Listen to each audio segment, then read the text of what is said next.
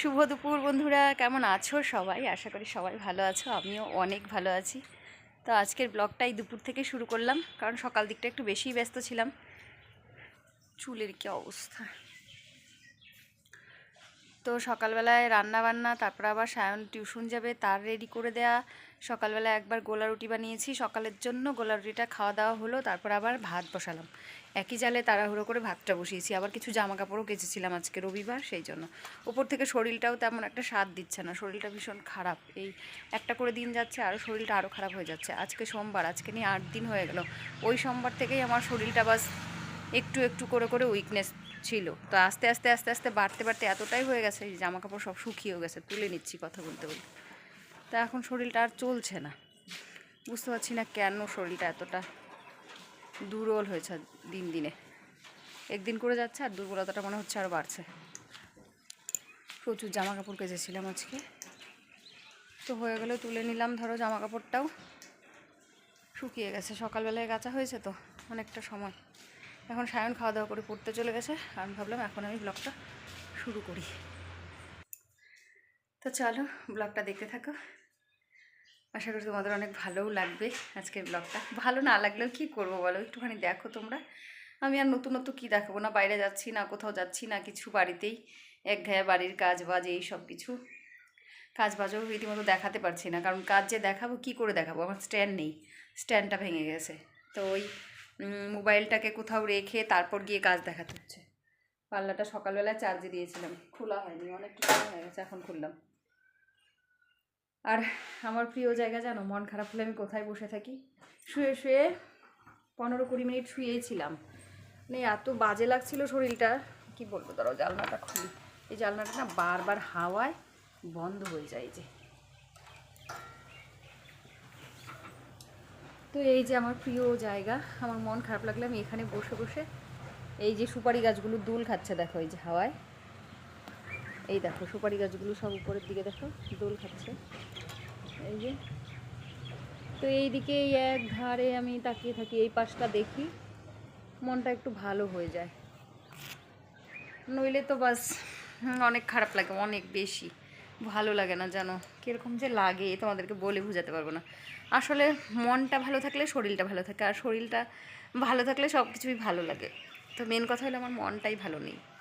কি কি রান্না করেছি একবার দেখাই, না হলে আর দেখানো হবে না। এই দেখো এখানে ঢ্যাঁড়স ডাঁটা দিয়ে সর্ষে পোস্ত দিয়ে চচ্চড়ি করেছি, যেটা আমার অল টাইম ফেভারিট, মানে সবসময় আমি এইরকম কিছু খেতে ভালোবাসি, মাছ মাংসর থেকেও। আর এখানে রয়েছে উচ্ছে ভাজা, যেটা আমরা খেয়ে নিয়েছি, আর এইটুকু রয়েছে এখন খাওয়া দাওয়ার পরে দেখাচ্ছি, তার জন্য এখানে কিন্তু কম কম রয়েছে। আর এখানে রয়েছে সায়নের মানে সানডে স্পেশাল মুরগির লাল লাল ঝোল, এই যে আলু আর চিকেন লাল লাল করে ঝোল করেছি, এতটাও ঝোল না কিন্তু গ্রেভি রয়েছে। এই যে এই হলো আজকের রান্না বান্না।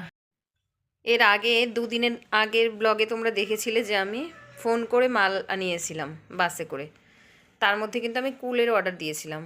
আর এই দেখো কুলের অবস্থা, মানে এত লস খাবো এই কুলটাতে আমি ভাবতেও পারিনি, ভীষণ লস খেয়েছি। এই দেখো, এই যে দেখো, এই যে মানে অর্ধেকের বেশি কুল আমার নষ্ট হয়ে গেছে, ফালানো গেছে। এইভাবে গিয়ে ফল আনলে তার জন্য ভালো, ধরো ফোন করে আনালে পরে মানে একটু আরাম করতে গেলে লস। এই দেখো এই যে আঙ্গুর পাঠিয়েছে, আঙ্গুরের চেহারা দেখো, শুকিয়ে গেছে ডালপালা সব। এই আঙ্গুর কি থাকে ঘরে বলো, তোমরাই বলো। শুধুমাত্র এটাই একটু ভালো, বাদ বাকি সব একদম শেষ। এক বস্তা তরমুজ পাঠিয়েছে, এই দেখো তরমুজের বোটা শুকিয়ে কি অবস্থা, তাহলে এই তরমুজগুলো কবে কার ভাবো একবার। এই দেখো এই যে বস্তা ধরা রয়েছে, এখান থেকে শুধুমাত্র 2টো তরমুজ বিক্রি হয়েছে, আর সব আছে। মানে যারা ভালোভাবে দেখে নেয় তারা তো এগুলো দেখে নেবে, তারা তো নিতে চাবে না যে এটা শুকিয়ে একদম লাকড়ি হয়ে গেছে, তো এটা কবে কার হতে পারে। এই দেখো অবস্থা। চলো দোকানটা খুলি। দেখো এখন সন্ধেবেলা, আর আমি দোকানে বসেছি, বসে বসে এই যে টানা খাচ্ছি। এটাকে কে কে চিনো আর কে কে কী নামে বলো একটুখানি বলবে তো। আমরা তো এটাকে টানাই বলি, সেই গুড় জাল দিয়ে তার উপরে বাদাম ছিটিয়ে যেটা বানানো হয়। এটা নিয়ে ছোটোবেলার একটা কাহিনী আজকে তোমাদের সাথে আমি শেয়ার করি। ছোটোবেলায় আমাদের অনেক হাঁস ছিল বাড়িতে। যখন আমি ছোট ছিলাম বাবার বাড়িতে অনেক হাঁস ছিল। আর মা বাবা কোথাও ঘুরতে গেলে, ধরো মামার বাড়ি, মাসির বাড়ি, পিসির বাড়ি যদি যেত, আমি 3 ভাই বোন বাড়িতে থাকতাম। তখন অনেক হাঁস ডিম পাড়তো। কলা গাছের ওখানে আমাদের হাঁসগুলো থাকতো, সুপারি বাগানে কলা গাছ ছিল, সেখানে থাকতো। আর ওখানে হাঁস ডিম পাড়তো। আমরা ভোরবেলা উঠে 2 বোনে সে কি কাড়াকাড়ি করতাম, ডিম কে আগে ধরতে পারে, কে আগে কটা নিতে পারবে। আর এতটা বোকা ছিলাম জানো, যে সেই ডিমটাকে ভেজে খাবো বা ডিম তরকারি করে খাবো, ডিম সেদ্ধ করে খাবো, এরকম কিছু তো খাবো, ডিমটার মধ্যে তো প্রোটিন রয়েছে। কিন্তু সেটা আমরা করতাম না। করতাম কি, আমাদের বাড়ির পাশ দিয়ে রামপুর থেকে যেত সেই ভাঙাচোরাওয়ালা। ভাঙাচোরাওয়ালা যখন যেত, সেই রাস্তার সামনে এসেই ওরা চিৎকার করতো ভাঙাচোরা বলে। আর আমরা কান পেতে বসে থাকতাম যে কখন আসবে আর কখন ধরো এই ডিম দিয়ে টানা খাবো। তো ওই লোকটা আসতো, জানতো যে এই বাড়ির সামনে আসলে এই বাড়ির বাচ্চারা তাই করে। তো আমরা দৌড়ে গিয়ে ডিম দিয়ে টানা নিতাম। লোকটাকে একটা দুটো যত ডিম হতো সব ডিম দিয়ে দিতাম, আর লোকটা ওই একটু একটু করে এই টানা আর মদন কটকটি থাকতো, প্যাকেটে পাওয়া যেত মদন কটকটি, তো ওগুলো দিত। 8-10টা করে মদন কটকটি আর এই টানা ভাঙা একটুখানি ভেঙে দিত, এতটাও দিত না। তো ওইটুকু নেওয়ার জন্য ডিম দিয়ে দিতাম। আর তারপর বাবা মা বাড়ি আসলে তো বলতাম না, চুপচাপ থাকতাম। যখন ভাই বোনের ঝগড়া হতো তখন মা বাবাকে বলতাম। আর কি বকাবকি, কি মার খেতাম জানো না তো, কি যে বকা শুরু হতো তখন। সেই ধরতে পারলে মারবে, দৌড়াদৌড়ি করে পালাতাম। এইভাবে ছোটোবেলাটা খুব খুশিতে কাটিয়েছি জানো।